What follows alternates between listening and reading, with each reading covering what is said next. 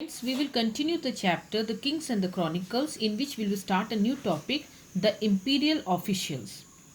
So the Mughal emperor was despotic rulers who relied upon and their dominion over a large number of ruling elites.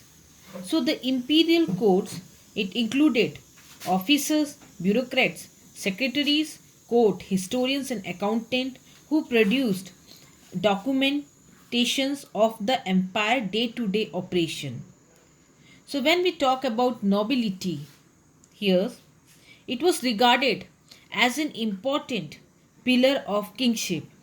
Rulers, they selected those who are competent, intelligent, and loyal.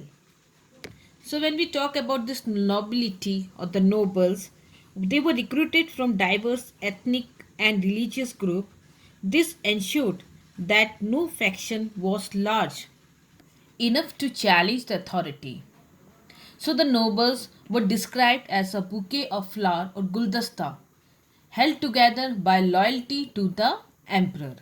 If we talk about the imperial officials, first we talk about the nobility. So here you can see Irani and the Turani nobles were present from the earliest phase of carving out a political dominion.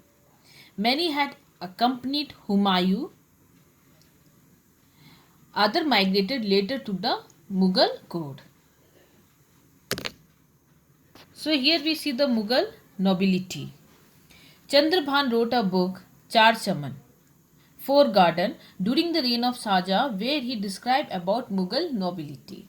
So people from many races, Arab from Arabia, you can see here, Iranian from Iran, Turks from Turkey, Tajiks from Tajikistan, Kurd from Kurdistan, Tatar from Russia,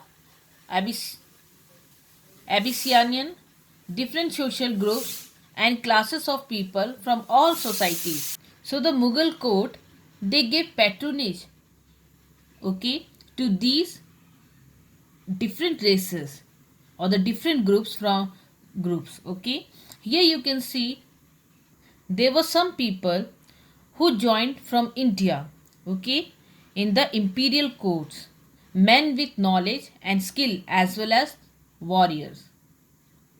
Bukharis and Bakharis of Sayyid, and then you can see Sheikh Jada with noble ancestry, and then Lodis, Rohilla and Yusufzai of Afghan tribe, Rana, Raja, Rao, Ryan, Rathod, Sisodia, Shekhawat, Hard, Gode, Chauhan, Pawar, Baduria, Solanki, Bundel, Shekhawat, and Indian tribe, Ghakar and Khokar. Baluchis, who hold and use the sword, and Mansab from 100 to 7,000. So the tribes and groups of different region, you can see Karnataka, you can see Bengal, Assam, Udaipur, Srinagar, Kumaon, Tibet, Kishtwar have been privileged to kiss the darbar of the imperial court and attend the court or find employment in the imperial court. So you can see that the nobility was recruited from diverse ethnic and the religious groups. So two ruling class here or group of Indian origin, they entered the imperial service from 1560 onwards. They were the Rajput and the Muslims, which we call Sheikh Jatas, the Indian Muslim. The first to join was a Rajput chief, Raja Barmal Kachwaha of Amber, to whose daughter got married.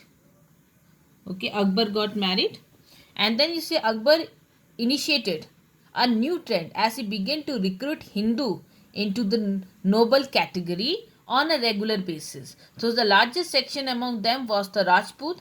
Among the Rajput, the Kachwaha were outweighed. In 1594, you can see the proportions of Hindu, okay, in the nobility under Akbar was about 16%. Raja Man Singh and Raja Birbal both were the personal friend of Akbar, while in the sphere of revenue administration, you can see Raja Todar Mal had a place of great influence and honor. So the Rajput who were recruited to the nobility, either they belonged to hereditary Rajas or to the aristocratic families. Even the Iranian, they gained high office under Jahangir, whose you can see politically influential queen Nur Jahan was an Iranian. Aurangzeb appointed Rajputs to high positions, and under him you can see Maratha, it accounted in a large number. So all holders of government offices, they held mansab. So the mansabdari system, it was introduced by Mughal Emperor Akbar as a new administrative machinery and revenue system. So the term mansab, it literally means here rank or status. So the origin of the mansabdari system can be traced back to Genghis Khan. He organized his army on a decimal basis. The lowest unit was 10, and the highest unit was 10,000, whose commander was known as Khan. Then it was first used by Babur in North India, but it was Akbar who institutionalized it in Mughal military setup and civil administrations after reforming and introduction of new concept, namely Jat and you can see here Sawar. So Jat, which was an indicator of positions in the imperial hierarchy and the salary of the official mansabdar, and Sawar, which indicate the number of horsemen, okay, he was required to maintain in service. So the holding ranks below 500 Jat were known as mansabdar, and below 2500 Jat were named as Amir, and fall in the second category. Below 500, they were called mansabdar, and below 2500 was named Amir, and fall in the second category. And the third category was Amir e Umda or Amir e Azam, those mansabdar holding the rank of 2500 Jat and more. So the nobles, they participated in this military campaign with their armies and also served as officers in the empire, in the provinces. So the troop maintained superior horse branded on the flank, okay, or the sideward by imperial mark called the dag. So this dag tradition was introduced by Alauddin Khilji, where the superior horses were flanked by imperial mark, which we'll call dag, to distinguish it with other. So the emperor personally reviewed changes in rank, titles and official postings for all except the lowest rank officers. So the king himself, he can appoint the mansabdar, he could enhance the mansab and lower it, or he could remove it. For members of the nobility, imperial service was a, you can see, way of acquiring power, wealth and the highest possible reputations. So you can see the state had four main departments, and the four main officers of the central government were the Diwan, here Diwane Ala, okay, Mir Bakshi, Mir Saman and Sadr. So when we talk about the Diwan, it was called as Wazir or Chief Minister, held primary positions among them and looked after revenue and finances, but kept an overview on all matters of expenditure and related departments. And when we say Mir Bakshi, the Paymaster General, handled the military pay and account and related duties of military. He not only was the paymaster for all officer, but also he he played role in recruitment of the soldiers, listing of mansabdar and important official. So the imperial household, it was held by Khane Saman. He dealt with the matter relating to maintaining the records and requirement of the state, Karkhana, store, order, and internal relations.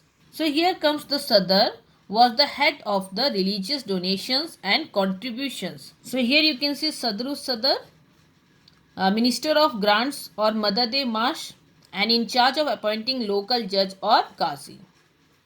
So he also looked after education and Khairat.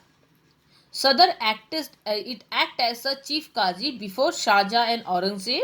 They divided these two offices or the post. Okay, the post was allotted to separate persons. Okay, here you can see the noble they stationed at court. Tenat e Rakhab. Okay, here you can see it was a reserve force to be deputed to a province or a military campaign. So they were duty bound to appear twice, daily morning and evening, to express submission or salutation to the emperor in the audience hall. So they shared the responsibility for guarding the emperor and his household round the clock. So his duty was to express salutations to the emperor and guarding the emperor and the imperial household.